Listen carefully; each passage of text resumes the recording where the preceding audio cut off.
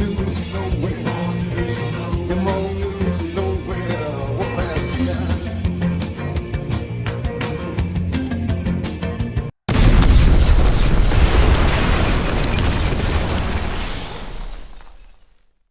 Johnny. Hello. Oh yeah, how's it going, pal?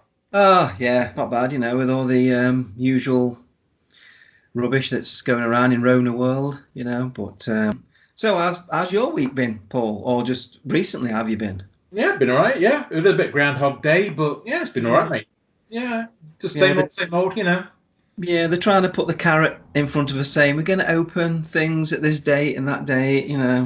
But Exactly. Yeah. they did it with Christmas, though, didn't they? Dangle the carrot and then Then whip back back. again. So Yeah. The goalposts keep moving, don't they? yeah, they like to use that mind control abuse, which it is. I mean, like they say that we won't use passports for this, but now they're saying, oh, we're thinking about using the Yeah. passports. Yeah, they always kind of say, it's not going to be law, it's not going to be, but you won't be able to do this, and this. Yeah. So yeah, your freedom to travel, your freedom to go to a concert, you won't have that unless you have the, you know what? Yeah, I mean, I've joined a Facebook group. I can't remember what it's called now, but we'll have the link below. Okay. But Yeah. it's where there's all people have holiday homes and accommodation that say, look, you don't have to have anything to stay here for your holiday home. I think it's mainly around Britain, but I think there's bits around the world. Yeah. So people who know it's see through it all and don't want obviously the vaccine and testing and all that. These accommodations, they're advertising them for people like us, for people Okay. for for truthers and critical thinkers who see through it. So they're saying, we don't have any of these restrictions at our accommodation. You're welcome to stay with us with love, and you can have a little holiday. So it's good that there's a lot of people now pushing back on this and creating things like this, which I think is great. Well, is that legal as well? I mean, is there, because obviously there's going to be laws about it saying like they're going to be doing things illegally. Because what's the thoughts on that? Well, I don't think it's any law that's passed through Parliament at all. I mean, even the lockdown laws, they're not really laws, are they? They're just guidelines that people have like taken on as laws, haven't they? Because it's all virtue signaling or fear based. So talking about laws, I mean, have you heard about that Kirsty Brownlow, QC? Oh no, what's that? Yeah, so she's been doing some obviously like a court case involved about the prosecutions recently by the police, and I think it's about 246 prosecutions have been actually overturned. Wow, that's brilliant. They've been deemed as unlawful fines. That's brilliant. I mean, this is where we're getting hope, and this is what keeps my kind of positivity up with everything with this, because you see, I think we're seeing now more and more, aren't we? Bigger groups and these pushbacks and breakthroughs. I mean, I'm just hoping that one day it will come to that point where we can push it all back, hopefully. And talking about the bigger groups, have you seen that Australian Open, tennis Open? Yes, yeah, the booing, yes. Yeah. And with nations on the way, rolling out in many countries around the world, it's now a time for optimism and hope for the future.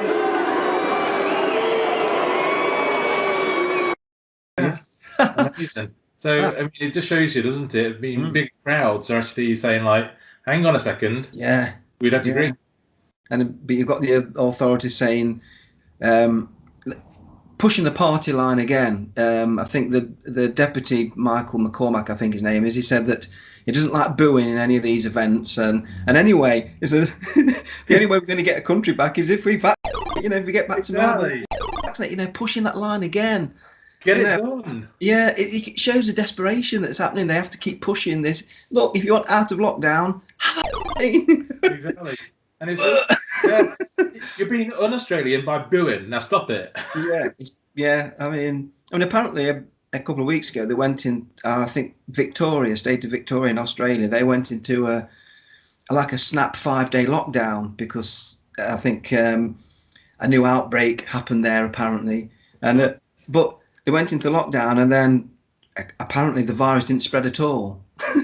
After that, Yeah, at all. I mean, and I think they're using that to say, you see, lockdowns do work. Look, there's, you know, because they can change this whenever they want. They can control the figures. We know the tests are dodgy as hell. We know so they can use it psychologically, and you know, I think that's what's happening there. You know, where they go into things like that. I agree with you. Yeah, completely. Yeah. And another thing, talking of like authoritative figures pushing the party line. Have you seen about the Queen? I heard about that. Yeah, go on, tell me a little bit more though. Just remind me. About well, I think she was doing a Skype meeting. I don't know. I might have got this wrong, but she was saying basically people.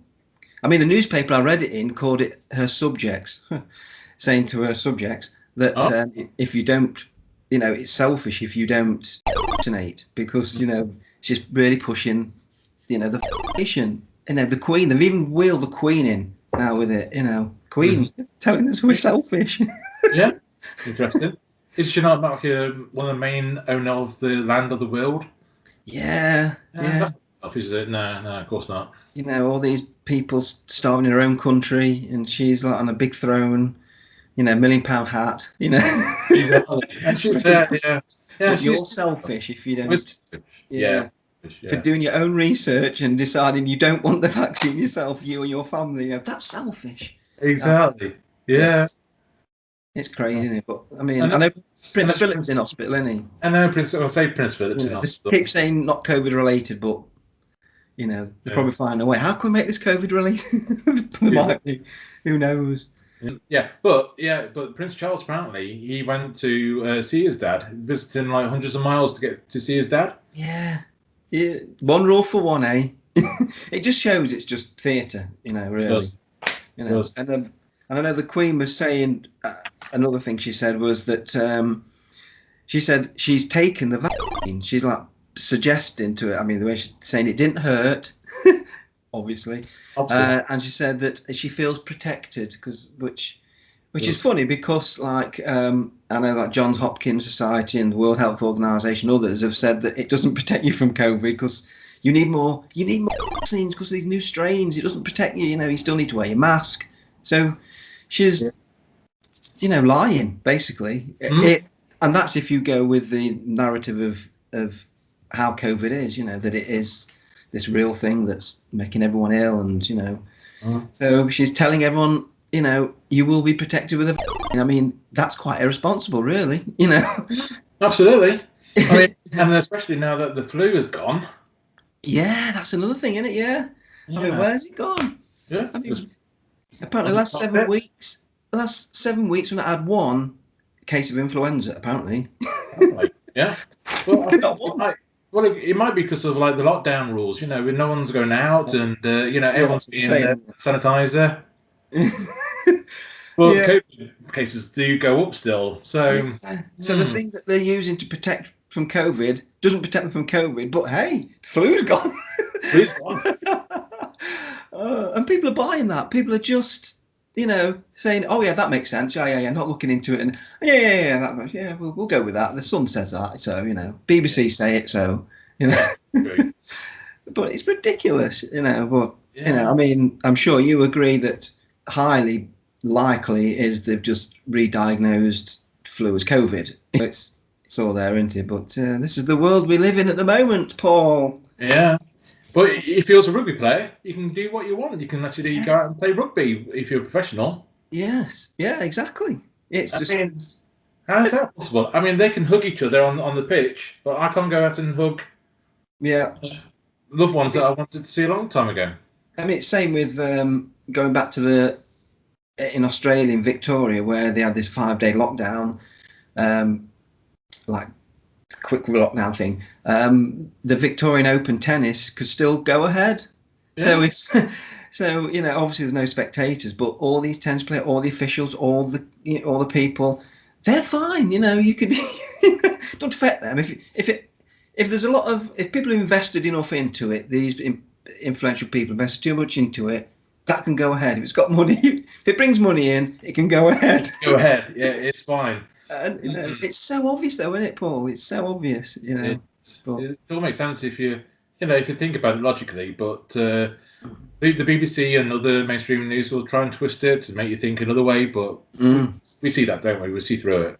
Yeah, and it's not surprising we're just seeing what's swamping the news now is the vaccine. They really want to. They're getting desperate now, aren't they? I mean, have you seen like the Elton John and Michael Caine promotion video? It's just cringeworthy. It's that desperate. It's just so obvious. Exactly. So that's flu. It's gone. They've vanished. The flu. Miraculous. I know. It's crazy. I don't know. Anyway, Johnny, is that your guitar over there? Oh yeah, I've been learning guitar last few weeks. Really? So I've been practicing a few chords and everything. Yeah. Oh, do you want to have a listen? Go on, give us a tune then. Right. Right then. Here we go. Here we go. Let's give you a little entertainment, Paul. Yeah, come on.